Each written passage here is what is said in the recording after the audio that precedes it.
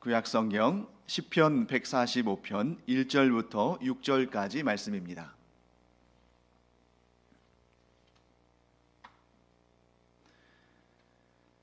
제가 읽도록 하겠습니다. 왕이신 나의 하나님이여, 내가 주를 높이고 영원히 주의 이름을 송축하리이다. 내가 날마다 주를 송축하며 영원히 주의 이름을 송축하리이다.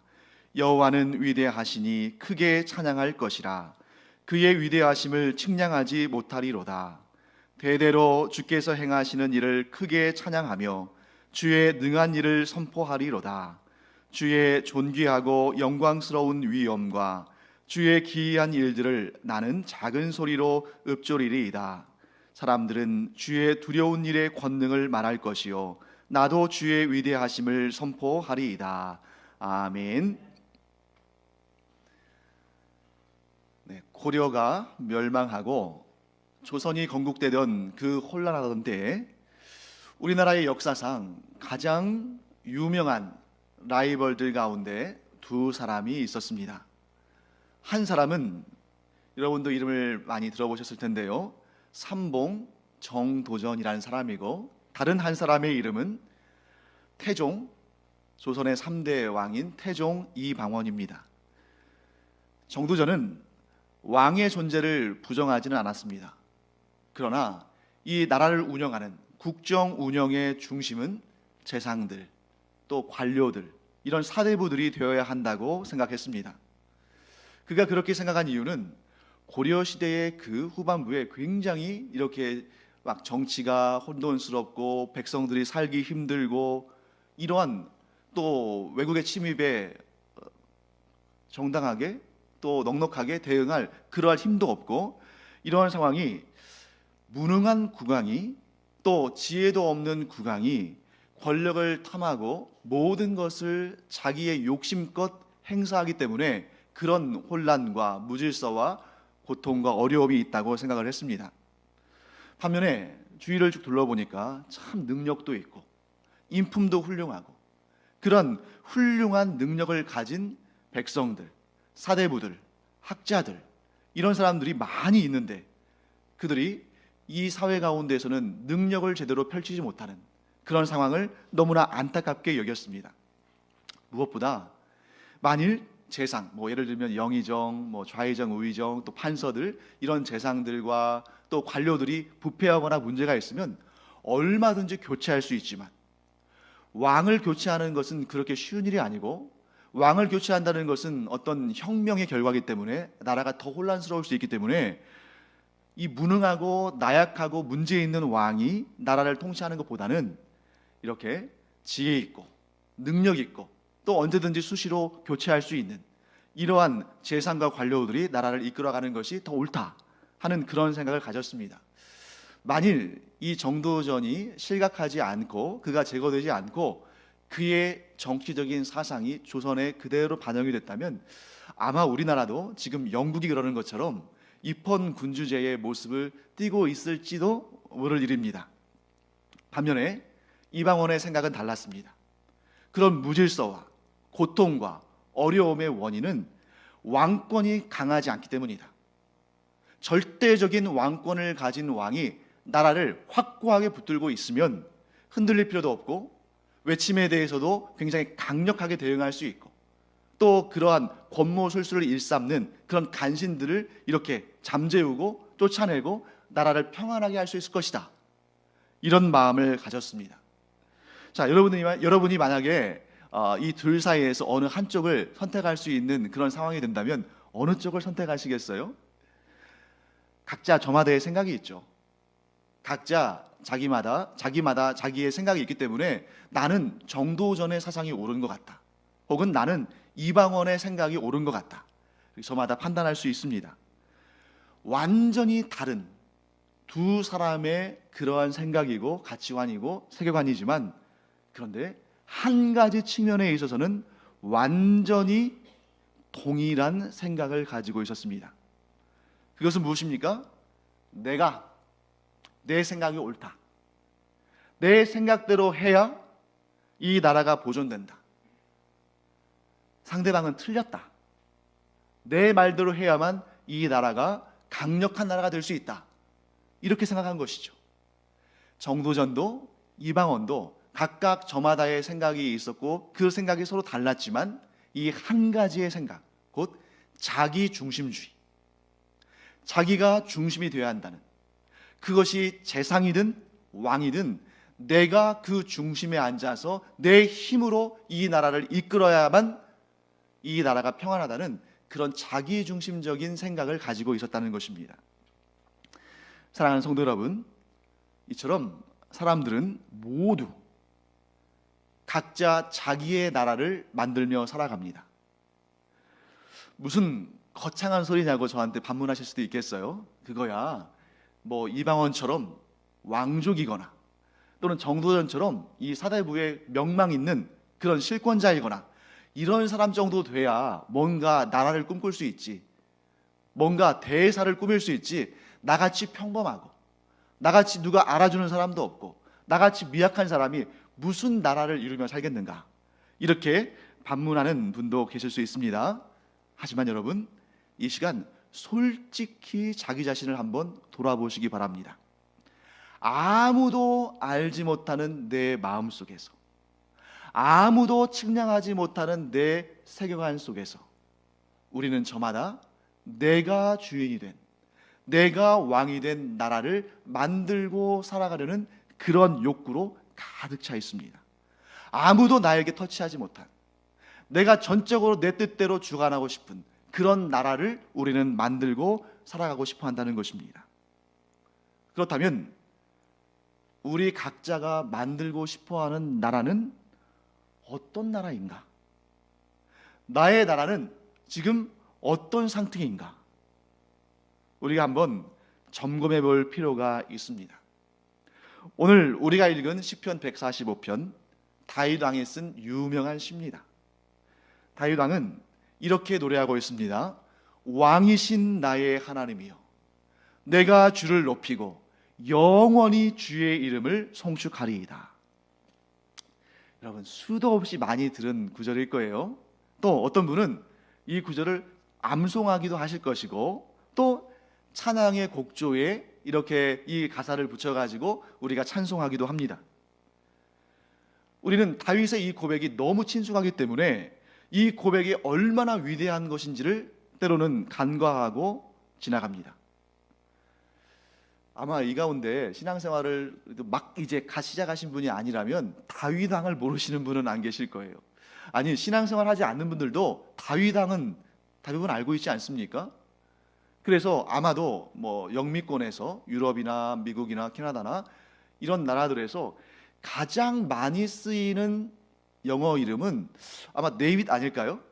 가장 많이 쓰이는 이름들 가운데 5손가락 안에 꼽힐 겁니다. 이처럼 다윗 왕은 유명합니다. 그런데 이 다윗 왕은 참으로 유명하고 참으로 위대한 왕으로 인정받고 있고, 또 그의 신하들은 그에게 절대적인 충성을 다해서 다윗이 내 고향집 근처에 있는 그 우물물을 좀 마시고 싶다. 그때 적군들이 그 고향 땅을 둘러싸고 있었거든요. 그럼에도 불구하고 그 소리를 듣고 다윗의 신하들이 생명을 걸고 돌격대로 출격해 가서 그 적진을 뚫고 들어가서 그 우물물을 퍼올 정도로 그렇게 신하들이 그에게 생명을 걸고 충성을 했습니다.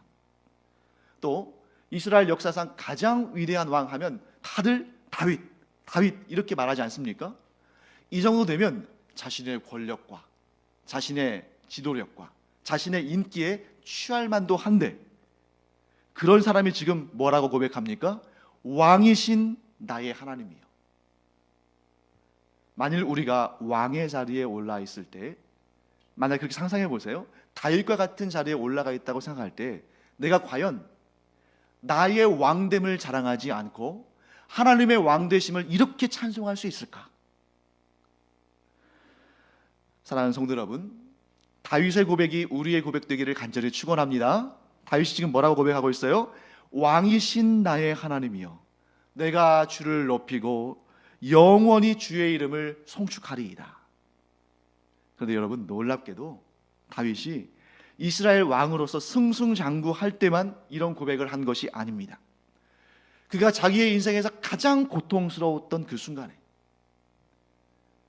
죄악 가운데 있을 때에도, 하나님께서 선지자 나단을 보내셔서 그의 죄악을 책망하셨을 때에도, 그 죄악의 결과로 그의 자식이 죽었을 때에도, 또 자기의 아들의 그 쿠데타에 의해서 그 나라의 왕좌에서 잠시 물러나 있을 때에도 그는 기쁠 때나 슬플 때나 고통스러울 때나 행복할 때나 어떤 순간에도 그는 왕이신 하나님을 찬양하기를 그치지 않았습니다. 이 정도 되면 그 다윗 왕이 그냥 사람들 앞에서 좀 겸손해 보이려고, 하나님을 잘 섬기는 경건한 사람인 것처럼 보이려고, 소위 말해서 겉과 속이 다른 쇼를 하는 그런 모습이 아니라는 걸 우리가 알 수 있죠. 그는 진실로 그 안에서 하나님만을 자신의 왕으로 삼고 있었던 것입니다. 그렇기 때문에 하나님이 나의 왕이라고 고백하는 다윗의 고백은 참으로 대단한 것입니다. 우리 자신의 삶을 한번 돌아보죠. 우리가 좋은 일이 있을 때, 또 원하는 대학에 합격했을 때, 또 좋은 직장에 취업했을 때, 내가 하는 모든 일들이 형통해 보일 때, 하나님은 나의 왕이시다, 하나님은 나와 늘 함께 하시고 나를 도우시고 나를 든든한 바위 위에 세우시고 나를 형통하게 하신다, 이렇게 고백하는 일은 어쩌면 상대적으로 쉬울 수 있습니다. 하지만 정반대의 경우, 내가 고통 가운데 있을 때, 내가 상처받아서 신음하고 있을 때, 모든 일들이 내 뜻대로 풀리지 않는 것처럼 보일 때, 엄청난 환난과 고통 가운데 있을 때는 왕이신 나의 하나님, 내가 주를 높이고 주의 이름을 영원토록 송축하겠습니다 라고 고백하는 일은 결코 쉬운 일이 아닙니다. 그러나 다윗은 그 어떠한 상황과 환경에 흔들리지 않고 왕이신 하나님을 끝까지 찬양하고 높여드렸다. 얼마나 부러운 삶입니까? 다윗이 왕이어서 부러운 것이 아니라 어떤 상황과 환경 가운데서도 하나님을 높이고 하나님의 인도하심을 받고 하나님의 회복하심을 받고 언제나 하나님과 동행하는 삶을 살았다는 것, 언제나 하나님을 왕으로 섬기는 삶을 살았다는 것, 자기 자신이 비록 왕이었지만 그러나 모든 왕의 명예와 권능과 모든 것들을 하나님께 올려드렸다는 것, 이것보다 더 부러운 삶은 없는 것입니다. 우리가 우리의 처지가 어떠하든지 하나님을 왕으로 섬기고 영원토록 하나님의 영광을 찬양하는 우리가 되기를 간절히 축원합니다. 그래서 하나님께서 나중에 이제 우리가 열왕기나 역대기나 이런 이스라엘의 역사 책들을 공부할 기회가 있겠습니다만, 그때 항상 그 이스라엘의 왕들이 하나님의 칭찬을 받느냐 하나님의 책망을 받느냐를 구분하는 기준점이 어디에 있는 거예요? 다윗 왕. 그래서 하나님께 칭찬받은 왕들은 그가 다윗의 길을 따랐더라. 성경은 그렇게 기록합니다. 반면에 하나님의 책망을 받은 왕들은 그가 다윗의 길에서 떠났더라. 사랑하는 성도 여러분, 우리가 다윗의 길을 따름으로 말미암아 하나님의 칭찬과 하나님의 책망을 받지 않는 삶에 그 가운데 우리가 있기를 간절히 축복합니다. 그러려면 어떻게 해야 되는 거예요? 우리가 다윗의 길을 따라가면 된다. 다윗의 길은 다른 것 없습니다. 딱 한 가지만 기억하시면 돼요. 머릿속에 한 가지만 기억하십시오. 시편 145편 1절, 왕이신 나의 하나님, 내가 주를 높이고 영원히 주의 이름을 송축합니다. 이 다윗의 길을 따라가는 우리가 되기를 간절히 축복합니다. 그러나 안타깝게도 성경에는 그와 정반대되는 왕도 등장합니다. 우리가 방금 전에 다윗 왕에 대해서 살펴봤죠. 다윗 왕으로부터 그렇게 멀리 갈 필요도 없습니다. 바로 다윗 왕의 왕위를 계승한 다윗 왕의 아들 누굽니까? 솔로몬. 다윗의 아들이고 다윗의 다음에 왕위를 이어간 솔로몬에게서 우리는 정말 안타까운 예를 발견하게 됩니다. 솔로몬은 아버지 다윗의 뒤를 이어서 이스라엘의 왕으로 등극을 하게 됐습니다. 그때 솔로몬이 하나님을 너무 사랑하는 마음으로, 하나님께 참으로 감사하는 마음으로 1,000번제를 드렸어요. 일천번제라는 것은 1,000마리의 제물을 모아서 하나님께 드리는 것입니다. 소나 양이나 염소나 이런 걸 한 마리를 잡아서 하나님께 드리는데도 많은 시간이 걸리는데 1,000마리의 번제를 하나님께 드렸습니다. 그리고 그런 번제를 드린 다음에 밤에 하나님께서 솔로몬의 꿈에 나타나셨습니다. 그리고 이렇게 물으셨죠. 내가 너에게 무엇을 줄꼬? 너는 구하라. 사랑하는 성도 여러분, 제가 성경 가운데 가장 부러운 구절이 이 부분인 것 같아요.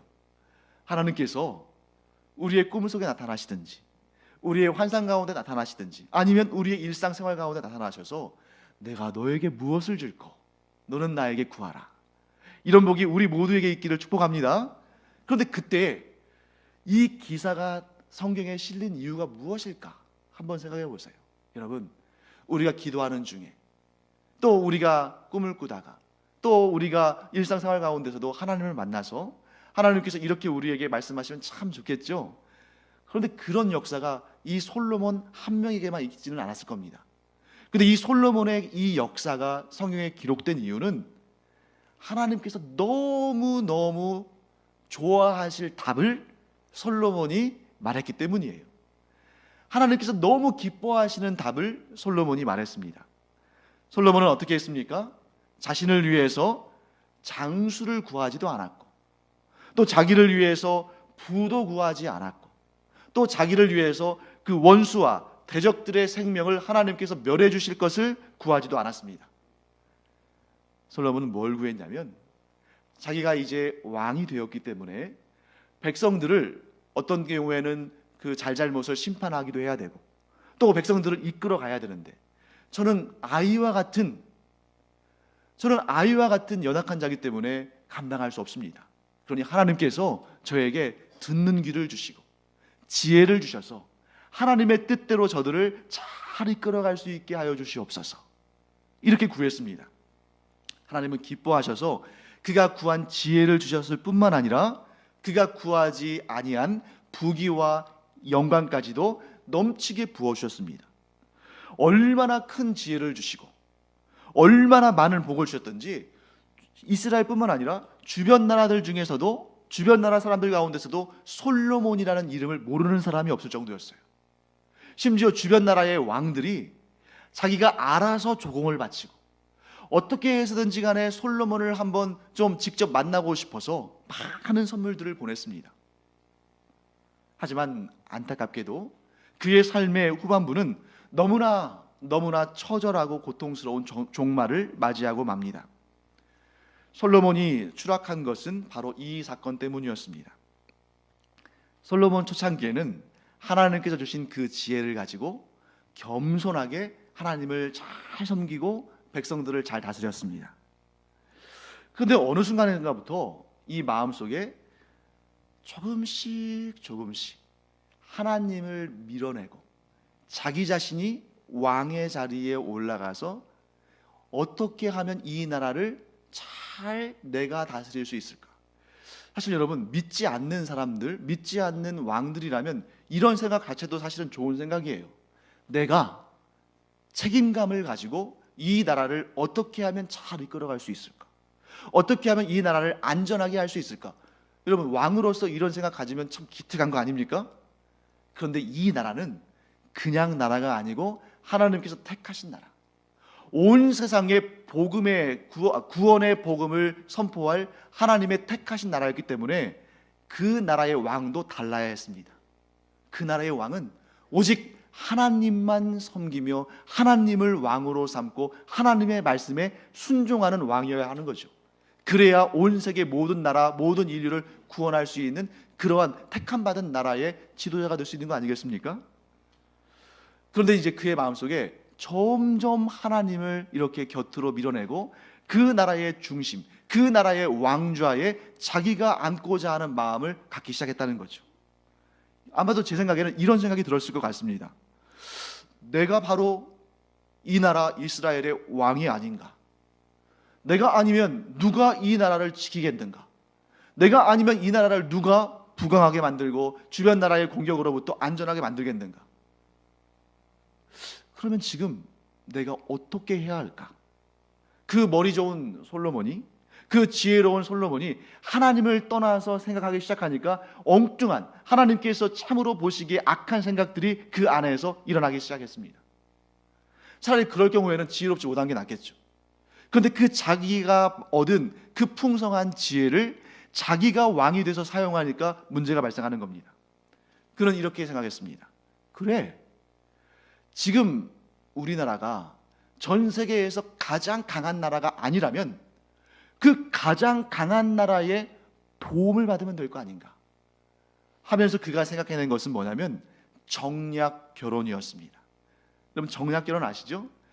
여러분, 솔로몬이 이 땅에서 통치하던 때는 지금으로부터 약 3000년 전입니다. 그 당시에 전 세계에서 가장 강력한 나라는 어디였냐면 이집트, 성경에는 애굽이라고 나와 있는 나라입니다. 그래, 저 애굽 왕 바로의 딸 이집트의 공주와 결혼을 하면 우리 이스라엘은 세계에서 가장 강력한 나라인 이집트의 부마국가, 뭐예요? 사위국가가 되는 것이고, 그러면 일단은 이집트도 우리를 공격하지 않을 것이고, 또 우리가 이집트라는 뒷배가 있으면 주변의 다른 나라들도 감히 어떻게 이스라엘을 공격할 수 있겠는가, 이런 마음이 든 겁니다. 여러분, 어떤 생각이에요? 상당히 일리 있죠? 실제로 우리나라 역사 가운데도 그런 일이 있었습니다. 고려시대 때 그 당시에 이제 원나라라는 강력한 나라가 이제 이 동아시아의 패권을 잡았어요. 그 울며 겨자 먹기식으로 어떻게 하냐면 그 원나라의 공주와 고려의 왕이 결혼을 합니다. 그래서 많이 내정 간섭도 받고 많이 또 조공도 바치고 했습니다만 그래도 일단 그 나라의 생명은 지킬 수가 있었죠. 그런데 어쩌면 이 솔로몬의 생각이 일반적인 그러한 세상의 예로 보면, 일반적인 역사로 보면 그렇게 나쁜 생각은 아닐 겁니다. 하지만 이스라엘은 달라야 했죠. 또한 이스라엘의 왕은 달라야 했죠. 왜? 이스라엘을 지키시는 분은 누구십니까? 하나님이시고, 이스라엘의 왕은 누굽니까? 하나님이시기 때문에 하나님께 구하고 하나님의 은혜를 얻고 하나님의 인도하심을 받고 하나님의 보호하심을 받아야 되는데, 지금 솔로몬은 하나님을 이 왕의 자리에서 밀어내고 자신이 그 왕좌에 앉았을 뿐만 아니라 하나님을 의지하는 것이 아니라 이런 정략 결혼을 통해서 주변 나라들의 힘을 이용해서 나라의 안위를 지키고자 한 것입니다. 그래서 처음에는 그의 계획대로 됐습니다. 솔로몬이 치세하는 동안에 외국의 침략을 받지 않고 나라가 안정되고 부유해졌습니다. 그런데 문제는 무엇입니까? 하나님께서 솔로몬의 생각을 기쁘게 여기지 않으신 것이죠. 솔로몬은 시험에 들었습니다. 어떤 일이 생겼냐면 이 외국에서 온 공주들, 솔로몬의 그 이방 왕비들이 이제 처음에는 잠잠히 있다가 시간이 지나면 지날수록 솔로몬 앞에서 바가지를 긁는 거예요. 어떻게 했냐면, 왕이시여, 내가 왕의 아내가 되기 위해서 얼마나 큰 고통을 감수하고 있는지 아십니까? 내가 이렇게 정말 낯설고 사람들도 낯설고 문화도 낯설고 풍토도 낯설고 이런 낯선 곳에 와서 친구 한 명 없이 이렇게 고통스럽게 하루하루를 외롭게 살아가는데 제가 딱 한 가지만 부탁하겠습니다. 제가 저의 나라로 돌아갈 수 없다면 그러면 저기 산당에, 저기 산 위에 내가 나의 나라에서 섬기던 그 신들이라도 좀 섬길 수 있게 해주십시오. 그러면 제가 조금 덜 외롭고 덜 고통스러울 것 같습니다. 처음에는 솔로몬이 반대했겠죠. 그러다가 너무 시달리니까 어떻게 됐겠습니까? 그 이방 왕비들의 청대로 어떻게 한 거예요? 산당을 지어주는데 나는 가지는 않겠다. 그러니 당신이 가서 당신의 그 종들과 그 궁녀들과 조용히 그냥 당신 혼자 경배하고 제사 드리고 와라. 거기서 그쳤을까요? 항상 보면 악의 씨앗은 그 뿌리를 깊게 내리고 넓게 내립니다. 결국 그렇게 정략 결혼을 했던 솔로몬이 애굽의 공주와만 결혼한 것이 아니라 그 주변에 있는 많은 나라들의 공주들과 결혼을 했고, 또 처음에는 이 한 사람뿐이었지만 나중에는 여러 사람이 와서 우리도 나도 산당에서 내가 고향에서 섬기던 신들을 섬기게 해달라고 그렇게 솔로몬을 귀찮게도 하고 또 거기에서 또 힘들게도 하고 했을 겁니다. 결국 어떤 일이 발생했나요? 처음에는 완강히 거부하던 솔로몬이 점점 그들의 꼬임에 빠져서 산당들을 짓고 그 주변 나라들의 그 수많은 우상들이 이스라엘 땅에서 섬겨지는 그런 악한 일들의 문을 열었을 뿐만 아니라 심지어 자기 자신도 그 이방 왕비들과 함께 우상 앞에 절을 하는 그런 너무나 안타까운, 오직 하나님만 왕으로 섬기던 자가 이제 우상 앞에 엎드리는 너무나 안타까운 현실이 그 가운데 펼쳐지게 된 것입니다. 이 정도에서 마무리를 할 수도 있겠습니다만, 하나님은 그 솔로몬의 모습이 장차 이스라엘을 어떻게 시키게 될지를 잘 아셨습니다. 그래서 하나님은 솔로몬을 심판하시기로 작정하신 거죠. 솔로몬의 그 독립된 하나의 왕국이 이제 남과 북으로 둘로 나뉘어서 서로 싸우고 다투며 결국에는 패망의 길로 가도록 하나님께서 솔로몬을 심판하셨습니다. 그런데 여기에서도 하나님은 평생토록 하나님만 왕으로 삼고 평생토록 하나님만 사랑하며 섬겼던 다윗을 생각하셔서 다윗의 아들인 솔로몬 때에는 나라가 나뉘지 않게 하시고 솔로몬의 아들 때에 남과 북으로 나라가 나뉘게 만드십니다.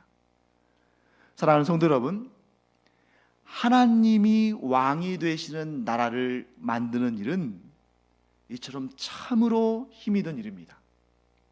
그렇기 때문에 만일 우리의 입에서 오직 나의 하나님만이 나의 왕이시다, 내가 하나님만을 높이고 내가 하나님만을 영원토록 송축할 것이다 라는 고백이 나오고 그 고백이 진실로 내 마음의 고백이라면 여러분들은 정말 참으로 대단한 사람들인 것입니다. 왜요? 솔로몬도 하지 못한, 그 누구보다도 하나님의 큰 은총과 큰 복을 얻었던 솔로몬도 하지 못한 그 일을 우리가 이룬다면 하나님 앞에 솔로몬보다 더 큰 자들로 우리가 인정받을 줄 믿습니다. 그러므로 우리 꼭 기억하기 바랍니다. 우리가 하나님께 최고의 사람으로, 우리가 하나님 앞에서 다윗처럼 하나님의 가장 큰 기쁨을 이루는 사람들이 되기를 원한다면 우리는 다윗의 길을 따라가야 됩니다. 어떻게 해요? 나의 하나님만이 나의 왕이시다. 이 세상 그 무엇도 그 누구도 내 안에서 왕이 될 수 없다. 심지어 나 자신도 왕이 될 수 없다. 나의 삶의 왕은 오직 한 분, 하나님뿐이시고 나는 하나님만 높이며 나는 영원토록 하나님만 송축할 것이다.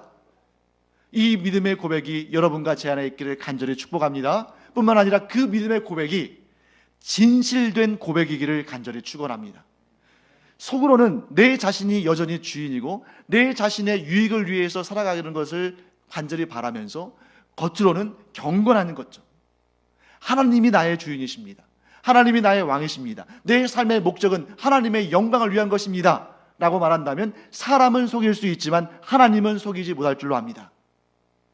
우리가 모든 것을 살펴보시고 모든 것을 아시는 하나님 앞에 정직한 고백으로 하나님만이 나의 왕이십니다. 나는 하나님만을 높입니다. 나는 영원토록 하나님을 송축하겠습니다 라는 고백이 우리 안에서 정직하게 흘러 넘치기를 간절히 축복합니다. 오직 하나님만을 왕으로 섬기는 마음, 오직 하나님만을 나의 왕으로 높이고 송축하는 마음은 하나님을 향한 우리의 가장 확실한 사랑의 표현입니다. 여러분 한번 생각해 보세요. 내 남편, 내 아내를 사랑한다면 그 사랑한다는 것의 가장 확실한 표현은 무엇일까? 뭐 값비싼 다이아몬드를 선물하고 값비싼 뭐 명품 가방을 선물해야 내 남편, 내 아내를 내가 사랑한다는 것을 증명할 수 있을까요? 아닙니다. 내가 나의 남편과 나의 아내와 나의 가족들을 사랑한다는 그 사랑의 가장 확실한 표현은 다른 사람을 마음에 품지 않고 오직 내 남편만을 내 평생의 반려자로 인정하고 내 아내만을 내 평생의 반려자로 맞아들이는 그런 마음이야말로 우리가 자기의 남편, 자기의 아내에게 표현할 수 있는 최고의 사랑의 표현인 것입니다. 하나님도 마찬가지셔요. 하나님께서 하나님의 백성들, 하나님의 자녀들에게 요구하시는 최고의 사랑의 표현은 오직 하나님만을 섬기고 하나님만을 왕으로 삼는 것입니다. 그래서 모든 하나님의 백성에게 주시는 가장 중요한 계명 10가지, 우리가 그 계명을 10계명이라고 부르죠. 그 10계명의 제1계명, 모든 계명을 대표하는 제1계명이 무엇입니까? 나 외에 다른 신을 두지 말라. 곧 나 외에 다른 신을 왕으로 삼지 말라. 그것이 모든 계명의 출발점이자 마침입니다. 하나님께서 왜 우리에게 그러한 계명을 요구하실까? 하나님께서 먼저, 내가 먼저가 아니고 하나님께서 먼저 우리를 다른 어떤 존재와도 비교할 수 없는 특별한 존재로 사랑하시기 때문입니다. 하나님께서 이 세상의 모든 것들을 창조하셨습니다. 그 모든 것들을 하나님의 선하신 계획 가운데 좋게 만드셨습니다. 그러나 그 어떤 것도 여러분과 저, 우리와 같은 사람과 같은 존재로 만들지는 않으셨습니다. 하나님께서 우리를 얼마나 사랑하시는지 우리가 확인하고 싶다면 딱 한 가지를 추천드립니다. 그리스도의 십자가를 바라보시기 바랍니다. 하나님께서 우리를 얼마나 사랑하시는지 그 십자가에 하나님의 마음이 담겨 있습니다. 하나님은 그 귀하신 독생자 예수 그리스도, 하나님 자신이기도 한 예수 그리스도를 우리를 위해서 내어주시고, 그것도 가장 비참하고 저주스러운 죽음, 십자가의 죽음 가운데 그리스도를 내어주셨습니다. 어쩌면 자기 자신보다 더 소중히 여기시는 존재를 우리를 위해 내어주셨다면 그것보다 더 큰 하나님의 사랑의 표현이 어디에 있겠습니까? 그렇게 우리를 먼저 사랑하신 하나님께서 우리에게 딱 한 가지를 요구하시는 거예요. 우리의 진솔한 사랑의 표현으로 딱 한 가지를 바라십니다. 그것이 무엇입니까? 우리가 오직 하나님만을 나의 왕으로 삼고 오직 하나님만을 높이고 평생토록, 아니 영원토록 하나님만을 송축하는 것, 이것이 우리가 하나님 앞에 표현할 수 있는 최고의 사랑의 표현이다. 꼭 기억하시기 바랍니다.